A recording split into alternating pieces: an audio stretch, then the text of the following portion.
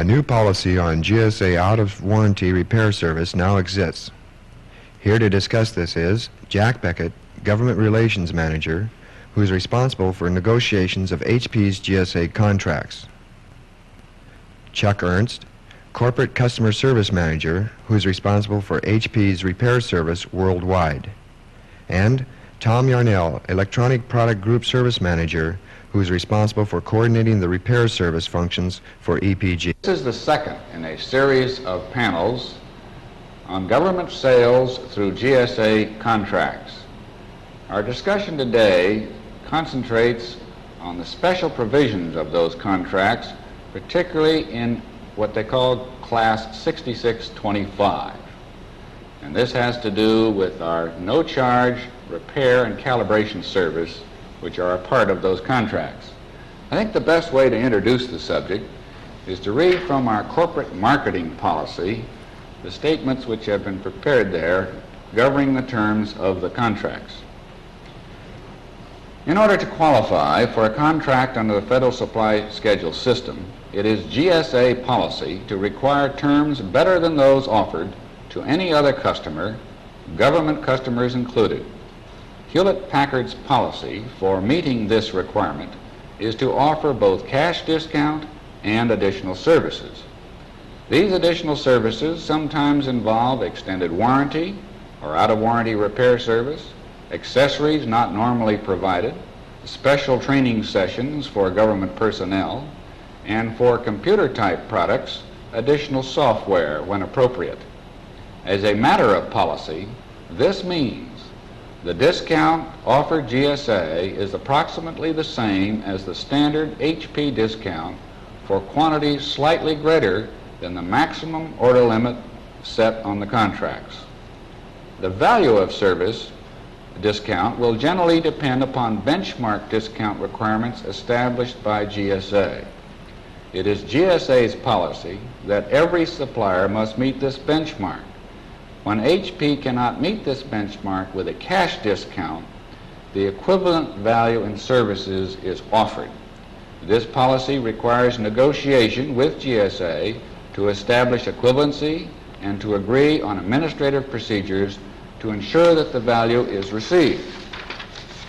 The out-of-warranty repair, or no-charge repair, now offered on the Federal Supply Schedules for instruments and laboratory equipment, provides for credit to any HP products out of warranty, regardless of the age of the instrument or how it was procured.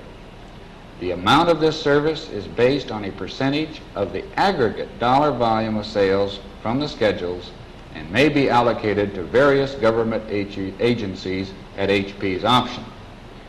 Now we have with us today Tom Yarnell, who is responsible for the administration of these contracts in the electronics group. And Tom, I'd like to start off by asking you how can the customer take advantage of this service provision? Well, Jack, the responsibility for implementing the program or providing the ultimate service, it lies within the field groups, and each regional service manager will be allocated a certain amount of these available funds, and this allocation will be based on his repair activity, proportional to his repair activity in total, and based on the kinds of numbers that we look like that will be sold to GSA in the future, that there'll be anywhere from $3,000 to $7,000 per region per month to apply to this activity. Now, I suppose that'll vary because of the differences in the number of government activities in a given region, and well, yes, as well as the sales. It could ultimately. Initially, we're just going to make an allocation based on volume of repair now being accomplished in the field. We wouldn't want to tie up too much of any one activity with GSA and get ourselves overextended in that area in case something might happen to this particular activity. So. Initially, we're just going to allocate it based on the relative size, repair size, and eventually it could be that we will have to make some adjustments. Well, now, Tom, we've accumulated a backlog of credits, I guess going back to 1969 when we first developed this free calibration service, we called it then. and this backlog is accumulated to quite a high level. How do you expect to work that off and then get down to this level you're talking about, of $3,000 to $7,000? Yes, that's a danger in the initial startup of this system, is we do have this huge reserve that we need to work off, and hopefully people won't get the impression that these kinds of funds are going to be available on a continuous basis. The steady state value is going to be much lower than this, so the guys need to be quite careful about what kind of commitments they make originally to some of these large customers. Don't give them the impression that they're going to be able to do this on a continuous basis. Yes, I'm sure you're right, or we might find ourselves overextended. Chuck, you were intimately involved in developing this program, and through the pilot period when we were trying to work off some of this backlog, and I guess we still are, you worked with Met-Cal-Pac in San Diego. I wonder if you could tell us a little bit about that program and how it worked out. Right, Jack. Met-Cal-Pac is responsible for all the calibration activities for the Navy from Midwest on out into the Pacific. They obviously have a lot of activity here, a lot of potential. So we thought this would be a good place to start. They're located down at the Naval Air Station in North Island, and with the local Neely sales engineer along to make sure that things were treated properly from a sales point of view, we visited the Met-Cal-Pac headquarters, found out that the free calibration plan was a loser. It had no significant benefit to the customer. Discovered that what they really wanted was an equivalent amount of repair, non-warranty repair at no charge. And on that basis, we arranged to set up a $50,000 credit, which they then made available to their various calibration facilities on the West Coast. All of this activity initially was funneled into the Customer Service Center in Mountain View. We discovered quite a bit on a pilot run basis. Number one, we discovered that it was not hard to use up $50,000 rather quickly, and then it could add... They must have really liked the program then. They certainly did. It had real benefit for them.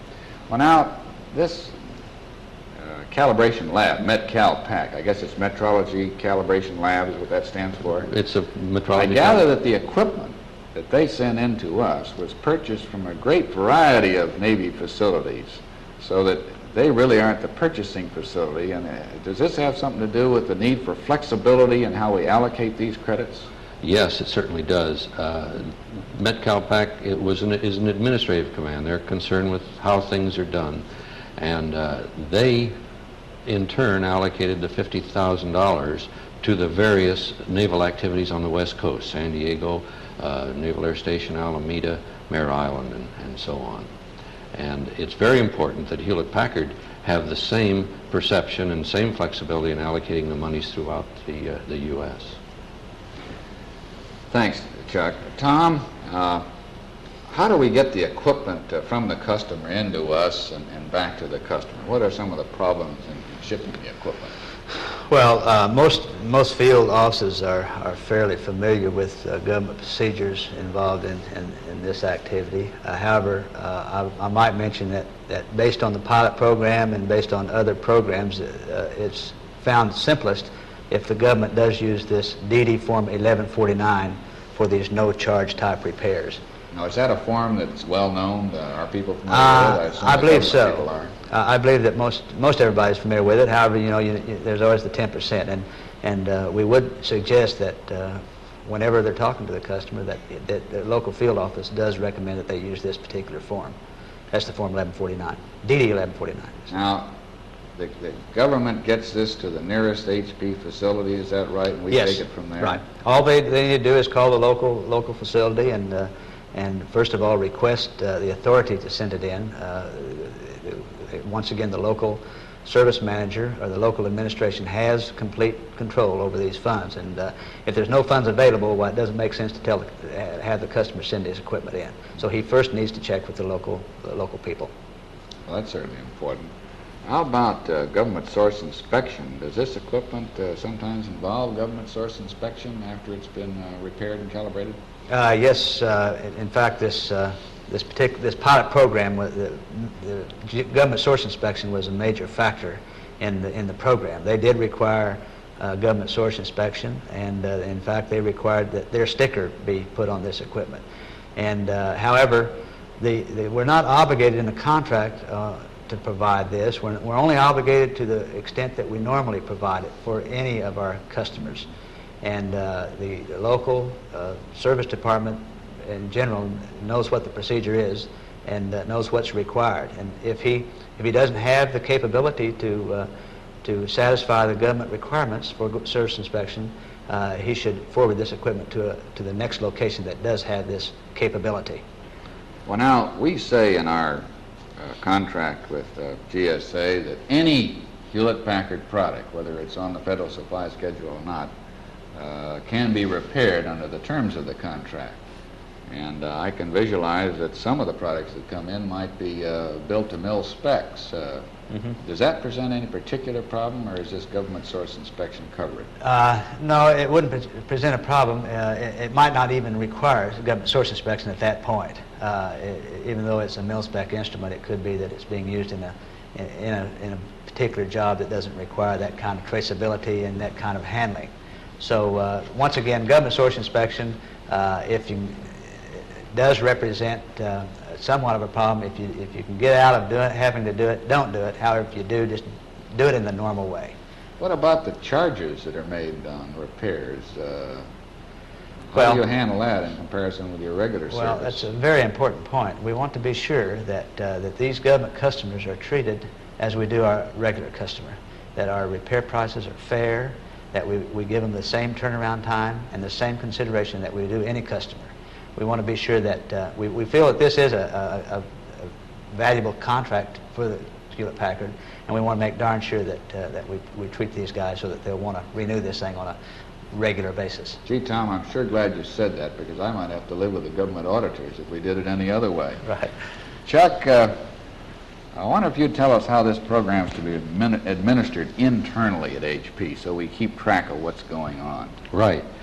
The manufacturing divisions, after the sale is made under the GSA contract, will credit at the end of each month 2% of the GSA sales into a special account at the Customer Service Center. This account is administered by Frank Musso, the finance manager for Customer Service Center. He then is able to take charges for repairs made throughout the country, handled on the ROPS system, the Repair Order Processing System, and take these transmissions and cover the cost by charging it into that special account. That it's treated initially as an intercorporate repair, type 03. Then at the end of each month, Frank notifies the sales regions of the amount of the repairs that have been made, so that the service manager will know how he stands in terms of money still available under the program, and also notifies the administrative managers so that they can convert their local records from intercorporate to a trade sale. Now that's repair. done monthly? That's done on a monthly basis. And then I believe their allocations are quarterly. Yes, the allocations as far as the reporting to the government, or the allocations as far as the monies being made available to the sales referred regions. to the latter. Oh, I believe, Tom, you make that money available Right. quarterly, but on a monthly basis. Well, we try to give them a little flexibility and a Yes. little room to maneuver, so we do provide a quarterly budget. Right. We do this so that if the guys do have some customer that would like to have maybe 10,000 or so to support his program, that they'll have that flexibility and ability to do that. However, it will be monitored monthly. And I might mention that if somebody does have a requirement that's outside their budgetary limit, that they might give me a call, and it could be that we can swap off a few funds from region to region. Now that's a good point, Tom, and leads me into the next question. What happens in view of these allocations when you have a customer that feels he's entitled or has a certain eligibility for this service because of previous purchases, and you were unprepared, shall we say, for his request? Do we have some flexibility there? Yes, that's the advantage of this particular contract, is that we do have a great deal of flexibility. And in those cases where a customer has requested service that is outside the local budgetary amount, well, I'm sure that if the local manager or the regional service manager gives me a call, that we can make arrangements for it. Once again, there's a great deal of flexibility in the program because we don't have to be so precise in keeping books, nor do we have to be extremely careful about coming out to the dollar. It's a self-correcting program.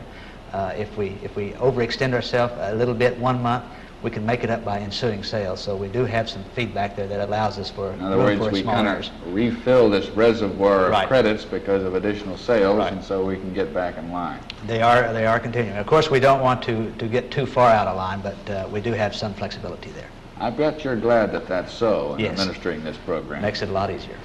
Tom, one of the points that's come up is the problem of going from in warranty to out of warranty. I know we've always had that problem.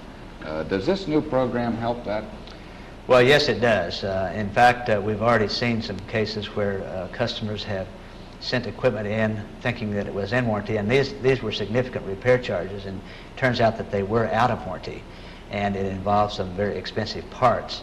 And so we were able to not only get the customer off the hook, but also the local guy that initially told him that he thought it was in warranty, by applying these repair charges to this GSA. So once again, you had a very happy customer. Yes. That's just another indication. What are some of the other factors dealing with the user in distinction from the guy who bought the equipment that are particularly advantageous? A number of advantages. One being that he's in a position to get quick, rapid response to service needs. If he has an instrument or maybe a system in which he doesn't have a service contract, and he does have a downtime problem, he can request this service, and these repairs can apply to this fund also. Would this be true when he has a budget problem too, and needs more capacity to get things moving? Yes. In fact, another advantage of the contract, it does allow for these unbudgeted situations where the customer does have a need, but he doesn't have the money to do it in his particular budget. So it gives the customer more flexibility as well. Right. Chuck, what do you see as some of the sales advantages to HP and making sales to the government as a result of this program? Well, the most apparent fact is that it is of such benefit to the customer, the user, that he can very well be encouraged to specify HP equipment. Now, by using HP gear, he has an advantage here that he has under no other buying situation. That is, if he had other than HP equipment. He is able to put his gear to use. If he runs into a problem, he can call immediately on support from customer service, and they'll back him up. He doesn't have to make any other arrangements. It can be taken care of very quickly. And that certainly is a real selling advantage for the HP salesman. Chuck, are all government facilities acquainted with HP customer service?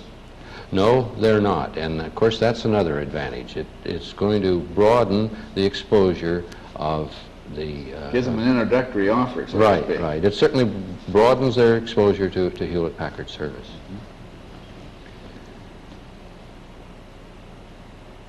Well, gentlemen, I think we've covered the key points very well. Are there any other things, Chuck, that we should summarize on about individuals that our people in the field should know, and answering questions on this program, people they should contact? Yes, Jack. Certainly if they have any questions about the accounting aspects, they should get in touch with Frank Musso.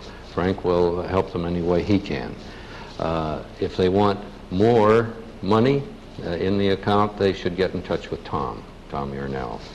If they have a problem with the inspection, if the military customer wants the calibration to be performed to mil specs and they have problems there, Joe Perez, the Quality Assurance Manager at the Customer Service Center in Mountain View, is the one to call. And then finally, since Jim Hodel, the Repair Center Manager at Mountain View, is the person who was directly involved in all this pilot run program, I'm sure Jim will have some words of wisdom if they would like to talk about any part of it. And I guess you won't mind if somebody calls you too. Be very happy to hear from him. And Tom, I know that you're ready to answer questions that may come up in the case of the program. Yes. Well, I think that concludes our discussion here. This is a new program. We know there will be questions. We're prepared to handle them. We think it's a good program, and we hope you all go out and use it to the maximum advantage.